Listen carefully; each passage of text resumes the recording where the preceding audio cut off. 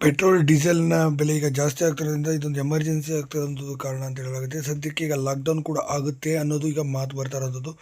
ಆದರೆ ಮೋದಿಯವರು ಈಗ 7ರ ಈಗ ಕೊಟ್ಟಿರುವಂಥ ಎಚ್ಚರಿಕೆ ಸೂಚನೆ ಏನು, ಹಾಗೂ ಸದ್ಯದಲ್ಲಿ ಲಾಕ್ಡೌನ್ ಆಗಿರೋ ಮೋದಿಯವರು ಆದೇಶ ಹೊರಡಿಸ್ತಿದ್ದಾರಾ, ಇದರ ಬಗ್ಗೆ ನಡೀತಾ ಇರೋಂಥ ತೆರೆಮೇರೆ ಇಂದಿನ ಕಥೆ, ಇದರ ಬಗ್ಗೆ ಸಂಪೂರ್ಣದ ಮಾಹಿತಿ ನಾನು ನಿಮಗೆ ಕೊಡ್ತೀನಿ. ಅದಕ್ಕೂ ಮುನ್ನ ಚಾನಲ್ ಸಬ್ಸ್ಕ್ರೈಬ್ ಮಾಡ್ಕೊಳ್ಳಿ ಸ್ನೇಹಿತರೆ. ಈಗಾಗಲೇ ನಿಮಗೆ ಗೊತ್ತಿರ್ಬೋದು, ಒಂದು ದೊಡ್ಡ ಮಟ್ಟಿಗೆ ಇದಾಗ್ತಿರೋಂಥದ್ದು ನಮ್ಮ ದೇಶದಲ್ಲಿ. ಮೊನ್ನೆ ತಾನೇ ನರೇಂದ್ರ ಮೋದಿಯವರು ಕೂಡ ಒಂದು ಮಾತನ್ನು ಸಹ ಹೇಳ್ತಾರೆ, ಪೆಟ್ರೋಲ್ ಡೀಸೆಲ್ಲು ಕಡಿಮೆ ಬಳಸಿ, ಎಲೆಕ್ಟ್ರಿಕ್ ಗಾಡಿಗಳಿಗೆ ಉತ್ತೇಜನ ಜಾಸ್ತಿ ಕೊಡಿ, ಪೆಟ್ರೋಲ್ ಗಾಡಿಗಳನ್ನು ನಿಲ್ಲಿಸಿ ಅಂತಲೂ ಕೂಡ ಹೇಳುವಂಥದ್ದು. ಮತ್ತು ಗೋಲ್ಡನ್ನು 1 ವರ್ಷ 2 ವರ್ಷಗಳ ತೆಗೆದುಕೊಳ್ಳೋಕ್ಕೆ ಹೋಗ್ಬಿಡಿ ಅಂತ ಹೇಳಿದರು. ಅದು ಹೇಳಿದ ಬೆನ್ನಲ್ಲೇ 2 ದಿನಗಳಲ್ಲೇ ಪ್ರೈಸ್ ಕೂಡ ಹೈಕ್ ಆಗಿರೋವಂಥದ್ದು ನಿಮಗೆ ಗೊತ್ತಿರುವಂಥದ್ದೇ.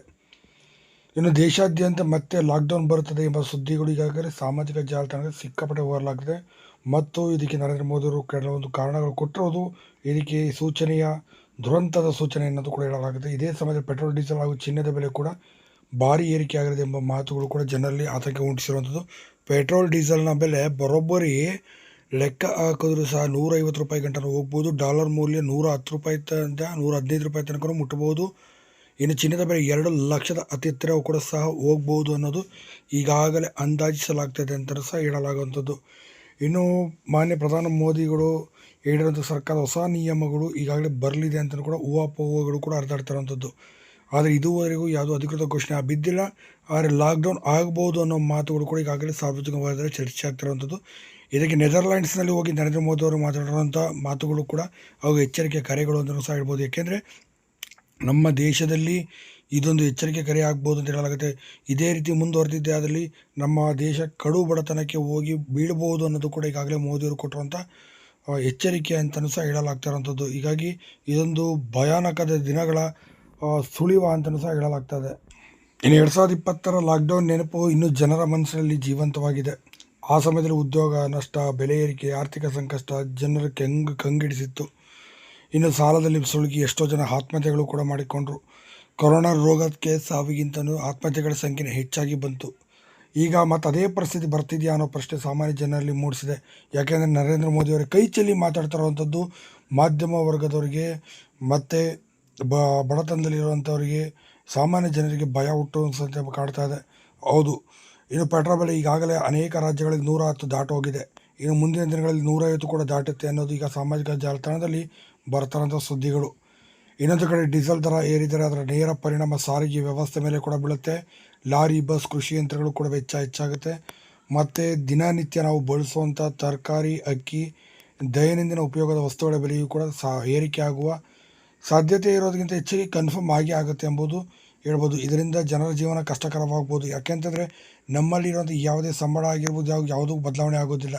ಆದರೆ ಬದಲಾವಣೆ ಆಗದೆ ದಿನನಿತ್ಯ ನಾವು ಬಳಸುವಂಥ ಸಾಮಗ್ರಿಗಳ ಬೆಲೆ ಈ ಥರ ಜಾಸ್ತಿ ಆದಾಗ ನಮಗೆ ಬರುವಂಥ ಸಂಬಳ ಅಷ್ಟೇ ಇದ್ದಾಗ ನಮ್ಮ ಪರಿಸ್ಥಿತಿ ಎಲ್ಲಿಗೆ ಹೋಗುತ್ತೆ ಹೇಳಿ, ನೇರವಾಗಿ ಬಡತನಕ್ಕೆ ಕರೆದುಕೊಂಡು ಹೋಗಿ ಬೀಳಿಸುತ್ತೆ.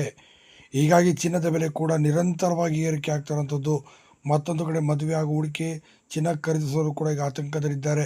ಇನ್ನೊಂದು ಕಡೆ ಅಂತಾರಾಷ್ಟ್ರೀಯ ಮಾರುಕಟ್ಟೆಯ ಪರಿಸ್ಥಿತಿ, ಯುದ್ಧ ಭೀತಿ ಮತ್ತು ಡಾಲರ್ ಮೌಲ್ಯದ ಬದಲಾವಣೆ ಚಿನ್ನದ ದರ ಏರಿಕೆಗೆ ಕಾರಣವಾಗ್ತಿದೆ ಅಂತಲೂ ಸಹ ತಜ್ಞರು ಹೇಳ್ತಿದ್ದಾರೆ. ಇನ್ನು ಡಾಲರ್ ಮುಂದೆ ನಮ್ಮ ರೂಪಾಯಿ ಮೌಲ್ಯ ಕಂಪ್ಲೀಟಾಗಿ ಕುಸಿತಿರೋಂಥದ್ದು ನೀವು ಗೊತ್ತಿರ್ಬೋದು.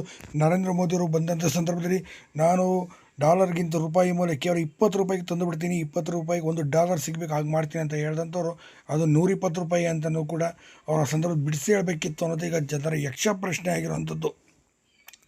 ಈಗ ಸದ್ಯ ಬರ್ತಿರೋಂಥ ಮಾಹಿತಿಗಳ ಪ್ರಕಾರ ಇನ್ನೊಂದು ಕಡೆ ಬೆಲೆ ಏರಿಕೆ, ಮತ್ತೊಂದು ಕಡೆ ಉದ್ಯೋಗದ ಅನಿಶ್ಚಿತತೆ, ಇನ್ನೊಂದು ಕಡೆ ಈ ಕಾರಣದಿಂದಾಗಿ ಸಾಕಷ್ಟು ಕಡೆ ಈಗಾಗಲೇ ಉದ್ಯೋಗ ಕಳೆದುಕೊಂಡಿರುವಂಥ ಜನರು ಅಂತಲೂ ಕೂಡ ಹೇಳ್ಬೋದು.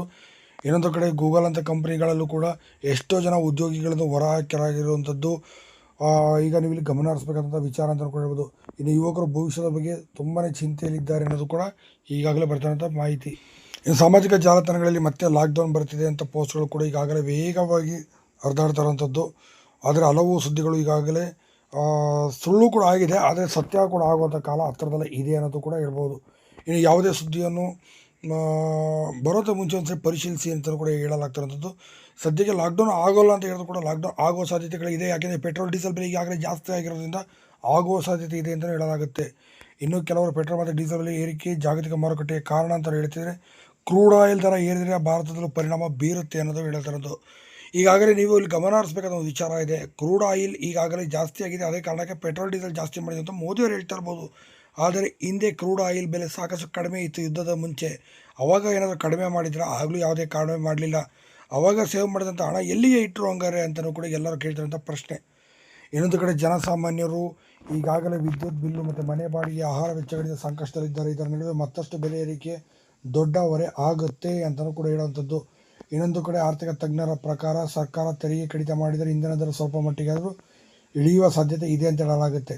ಚಿನ್ನದ ಬೆಲೆ ಏರಿಕೆಯಿಂದಾಗಿ ಹೂಡಿಕೆದಾರರಿಗೆ ಲಾಭವಾಗ್ಬೋದು, ಆದರೆ ಸಾಮಾನ್ಯ ಕುಟುಂಬಗಳಿಗೆ ಇದು ಯಾವತ್ತೂ ಕೂಡ ಸಾಧ್ಯವೇ ಆಗೋದಿಲ್ಲ. ಚಿನ್ನದ ಮೇಲೆ ಹೂಡಿಕೆ ಸಾಮಾನ್ಯ ಕುಟುಂಬಗಳು ಮಾಡಲು ಸಾಧ್ಯವಾ ಹೇಳಿ?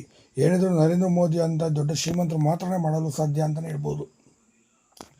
ಇನ್ನೊಂದು ಕಡೆ ಲಾಕ್ಡೌನ್ ಬಗ್ಗೆ ಹರಡುವ ಪ್ರತಿಯೊಂದು ಸುದ್ದಿಯೂ ಕೂಡ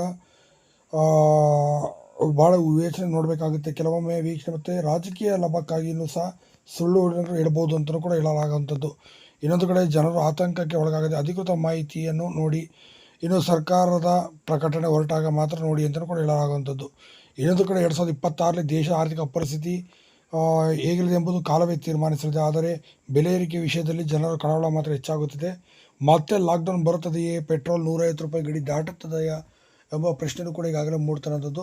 ಖಂಡಿತವಾಗಿಯೂ ಇದು ಕೂಡ ಆಗುತ್ತೆ ಅನ್ನೋದು ಈಗಾಗಲೇ ಬರ್ತಿರೋಂಥ ಮಾಹಿತಿಗಳು. ಹೌದು, ಈಗಾಗಲೇ ಪೆಟ್ರೋಲ್ 150 ದಾಟ್ಬೋದು, ಡೀಸೆಲ್ ಕೂಡ 140 ರೂಪಾಯಿಗೆ ಕ್ರಾಸ್ ಆಗುತ್ತೆ, ತೆರಿಗೆಗಳೆಲ್ಲ ಜಾಸ್ತಿ ಆಗುತ್ತೆ ಅನ್ನೋದು ಕೂಡ ಹೇಳಲಾಗುವಂಥದ್ದು. ಹೀಗಾದಾಗ ಪೆಟ್ರೋಲ್ ಡೀಸೆಲ್ ಗಾಡಿಗಳ ಬೆಲೆ ಬಹುತೇಕ ಕಡಿಮೆ ಆಗಲಿದೆ. ಈಗ ಪೆಟ್ರೋಲ್ 150 ರೂಪಾಯಿಗೆ ಆಯಿತು ಅಂದರೆ ಈಗ ಒಂದು ಕಾರು ಬೆಲೆ 2 ಲಕ್ಷಕ್ಕೆ ಬೆಲೆ ಬಾಳುತ್ತೆ ಅಂದರೆ ನೇರವಾಗಿ 50. ಹೀಗಾಗಿ ನಮ್ಮ ದೇಶದಲ್ಲಿ ಮುಂದೆ ಲಾಕ್ಡೌನ್ ಬರೋ ಸಾಧ್ಯತೆ ಕೂಡ ಇದೆ ಅಂತ ಈಗಾಗಲೇ ಹೇಳಲಾಗ್ತಿರೋಂಥದ್ದು. ನರೇಂದ್ರ ಮೋದಿ ಅವರು ಕೊಟ್ಟಿರೋಂಥ ಎಚ್ಚರಿಕೆ ಮತ್ತು ನೆದರ್ಲ್ಯಾಂಡ್ಸಲ್ಲಿ ಅವ್ರು ಮಾತಾಡಿರೋಂಥ ಮಾತು ಮತ್ತು ಅಸಹಾಯಕವಾಗಿ ಕೂಡ ಮಾತಾಡಿರೋಂಥ ಮಾತು ಇದೇ ಥರ ಹೋದರೆ ನಮ್ಮ ಭಾರತದಲ್ಲಿ ಭೀಕರವಾದಂಥ ಬಡತನ ಬರಲಿದೆ ಅಂತಲೂ ಕೂಡ ಈಗಾಗಲೇ ನರೇಂದ್ರ ಮೋದಿ ಅವರು ಹೇಳಿರುವಂಥದ್ದು. ಅಸಹಾಯಕ ಸ್ಥಿತಿಯಲ್ಲಿ ಅವರು ಮಾತಾಡಿರೋಂಥದ್ದು. ಕೆಲವರಿಗೆ ಆಕ್ರೋಶಕ್ಕೂ ಕೂಡ ಇದು ಒಳಗಾಗಿರುವಂಥದ್ದು. ಹೌದು, ಈ ರೀತಿ ಆದರೆ ಏನು ಮಾಡೋದು ಅಂತ ಹೇಳಿ ಅವ್ರು ಹೇಳಿರುವಂಥದ್ದು. ಇದು ಭಾಳ ಕಷ್ಟದ ಮೆಸೇಜ್ ಅಂತಲೂ ಕೂಡ ಹೇಳಲಾಗ್ತಿರೋಂಥದ್ದು. ಈ ರೀತಿ ಮಾತಾಡಬಾರ್ದಿತ್ತು ಮೋದಿಯವರು. ಯಾಕೆ ಮೋದಿಯವರು ಇಂಥ ಮಾತನ್ನು ಮಾತಾಡ್ಬಿಟ್ರು ಅಂತಲೂ ಕೂಡ ಇನ್ನೂ ಕೆಲವರು ಪ್ರಶ್ನೆ ಮಾಡ್ತಾರಂಥದ್ದು. ಅಸಹಾಯಕ ಸ್ಥಿತಿಯಲ್ಲಿ ಮಾತಾಡ್ತಿದ್ದಾರಲ್ಲ, ಹಂಗೆ ನಮ್ಮ ದೇಶಕ್ಕೆ ನಾವು ಪ್ರಧಾನಿಯಾಗಿ ಆಯ್ಕೆ ಮಾಡಿದ್ದೇ ತಪ್ಪಾಗೋಯ್ತಾ? ದಯವಿಟ್ಟು ನಿಮ್ಮ ಕೈಲಿ ದೇಶ ನಡೆಸೋಕ್ಕಾಗ್ತಾರೆ ಅಂದರೆ ದಯವಿಟ್ಟು ಹಿಡಿದು ಬಂದುಬಿಡಿ. ಈ ರೀತಿ ಹಿಂಸೆ ಕೊಡಬೇಡಿ. ನಾವು ಬಡವರು, ನಾವೇನು ಬದುಕೋದು ಬೇಡವೇನ್ರಿ ಸ್ವಾಮಿ? ಮಾತಿದ್ರೆ ಲಾಕ್ಡೌನು, ಮಾತಿದ್ರೆ ಪೆಟ್ರೋಲ್ ಡೀಸೆಲ್, ಏನು ರೀ ನಾವು ಬದುಕೋಕ್ಕೆ ಏನು ಮಾಡಿದ್ದೀರಾ? ಎಲ್ಲದೂ ರೇಟಿಂಗ್ ಜಾಸ್ತಿ ಮಾಡಿದ್ರೆ ನಾವು ಬದುಕೋದು ಅಂತ ಹೇಳಿ ನರೇಂದ್ರ ಮೋದಿಯವರಿಗೆ ಜನಗಳು, ಸಾರ್ವಜನಿಕ ಸಾಕಷ್ಟು ಪ್ರಶ್ನೆಗಳು ಕೇಳ್ತಾರಂಥದ್ದು. ಆದರೆ ಇದು ಯಾವುದಕ್ಕೂ ಕೂಡ ಮೋದಿಯವರು ಉತ್ತರ ಸಹ ಕೊಡ್ತಿಲ್ಲ ಅನ್ನೋದೇ ಇಲ್ಲಿ ಯಕ್ಷ ಪ್ರಶ್ನೆಗೆ ಕಾಡ್ತಾ ಇರೋವಂಥದ್ದು. ಇನ್ನೊಂದು ಕಡೆ ನರೇಂದ್ರ ಮೋದಿಯವರು ನಮಗೆ ಪೆಟ್ರೋಲ್ ಉಪಯೋಗಿಸ್ಬಿಡಿ, ಡೀಸೆಲ್ ಉಪಯೋಗಿಸ್ಬಿಡಿ ಅಂತಾರೆ. ಅವ್ರು ಮಾತ್ರ 5-6 ದೇಶ ಮತ್ತೆ ಟೂರ್ ಮಾಡ್ತಾ ಕೂತಿದ್ದಾರೆ. ಏನು ಹೇಳ್ತಿದ್ದಾರೆ ಏನು ಅನ್ನೋದೇ ಅರ್ಥ ಆಗ್ತಾರೆ. ನಿಜಕ್ಕೂ ಒಂದು ರೀತಿ ಶಾಕಿಂಗ್. ಇವೆಲ್ಲ ಬರೀ ಸಾರ್ವಜನಿಕರು, ಬಡವರ ಬಗ್ಗರ ಮೇಲೆ ಮಾಡುವಂಥ ಸಾಧನೆಗಳ ಅಥವಾ ಅವ್ರ ಮೇಲೆ ಹೇರಿಕೆ ಮಾಡುವಂಥ